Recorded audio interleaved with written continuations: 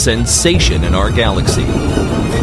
A great piece of land on which the United States of America was located broke off from the planet Earth and flew off into the depths of outer space. This event was preceded by circumstances that determined it.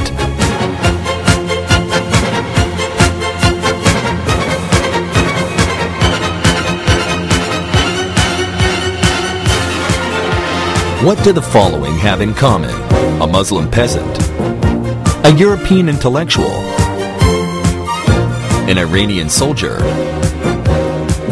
a Danish actress, a Latin American president, German students, an African worker, and Russian generals. They all hate America.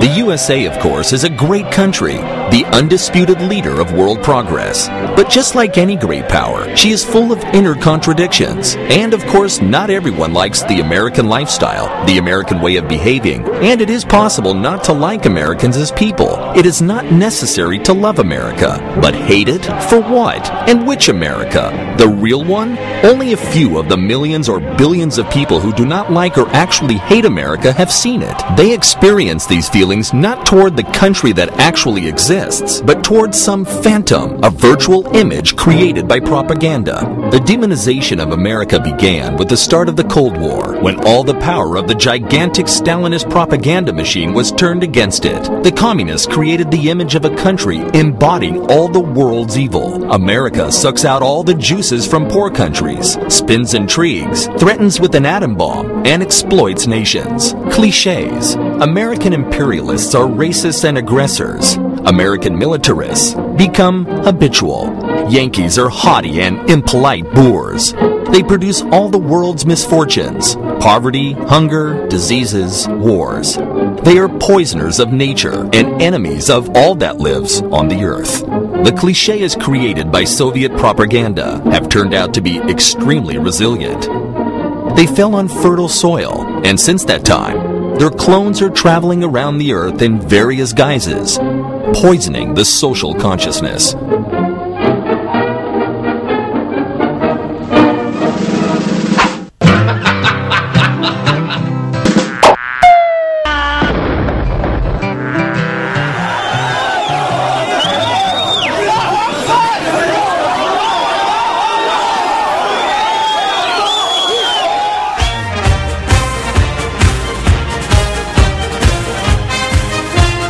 The main and most widespread myth about the United States is that she is aggressively striving to gain world hegemony. She is the only superpower in today's unipolar world and imposes her will, her values, her way of life on other countries. But these assertions are far from the truth. Although America does not indeed possess enormous economic potential and military might, in all the wars in which the USA, like other great powers, has conducted, whether just or controversial, whether victorious or not, this country has never made its goal to turn another country into a colony, or even a satellite. Defeated Germany or Japan became flourishing world powers, not without the support of those same United States. An undefeated Vietnam now actively cooperates with its former adversary.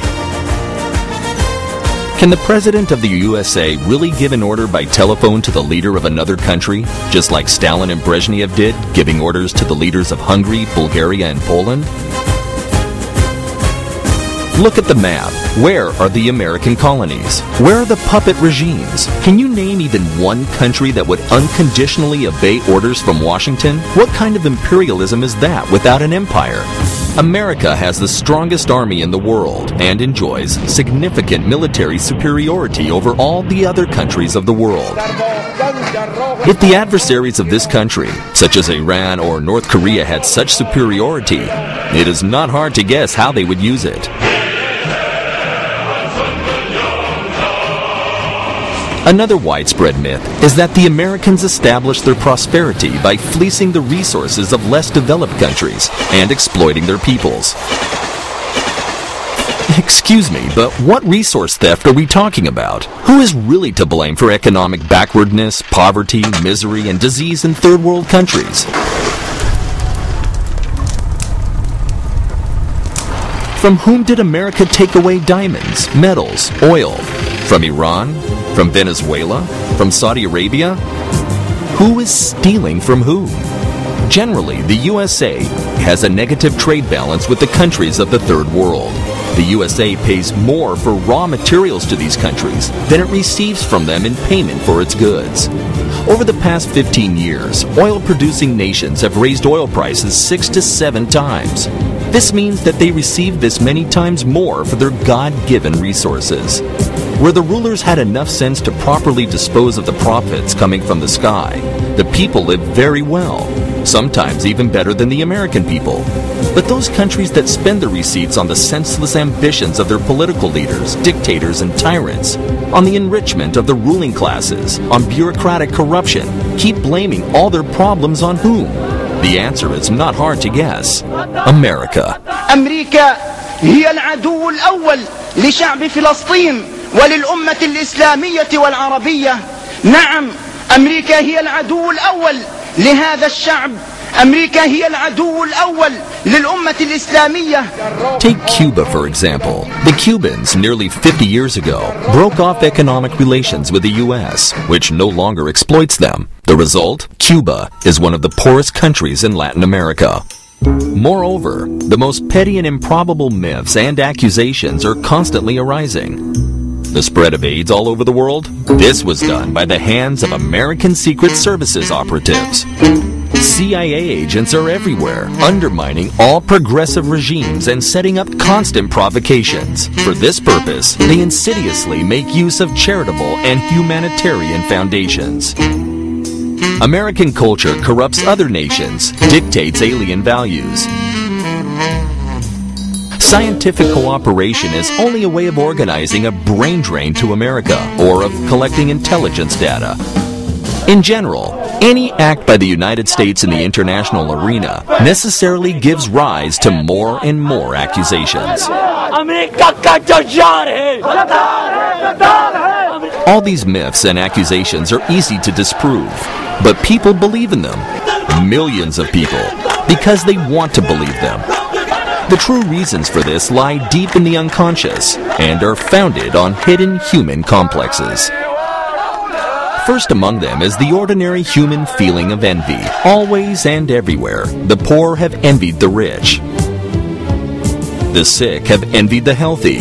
Plain people have envied beautiful people. Failures have envied the fortunate. And this goes not only for individual qualities, but also for social groups and whole nations. America is a flourishing country. Americans live well. They enjoy their lives. While we are poor and we fight over a piece of bread, we have a mass of injustices. Who is guilty for that? The United States of America. Whether America is really guilty or not no longer matters much. The important thing is that we have found the source of evil. It is them.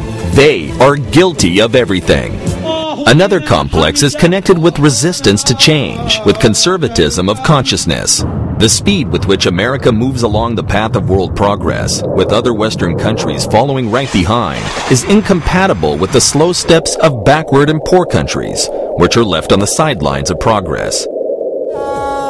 Those who are hopelessly left behind, who find themselves in a historical dead end, seek a way out from that position and find the easiest way out. We have no chance to become leaders without accepting the basic values of world civilization? The idea of salvation is this: reverse course, diametrically change global goals.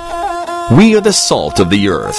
Up with medievalism, down with soulless technological civilization, up with originality, right religion, and age-old traditions.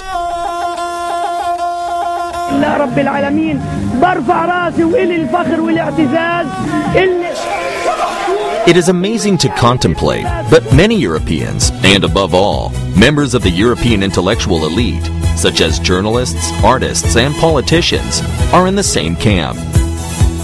They have their own complexes, which are difficult to understand and explain in the same manner.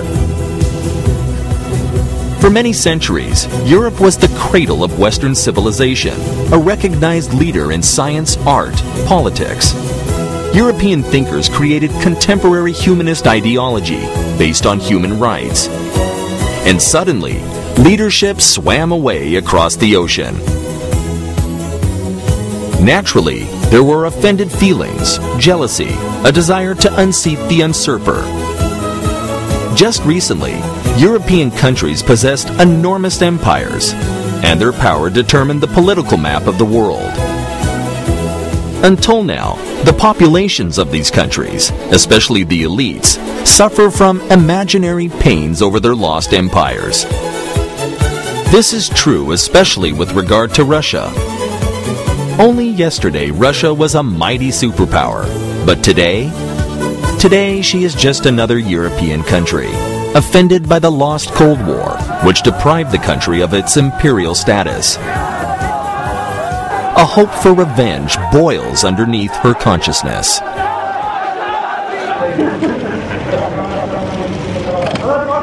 These complexes motivate the actions of a majority of European journalists and politicians who exploit any opportunity to slander America. Violence and human rights violations in many countries of Asia, Africa, and Latin America do not call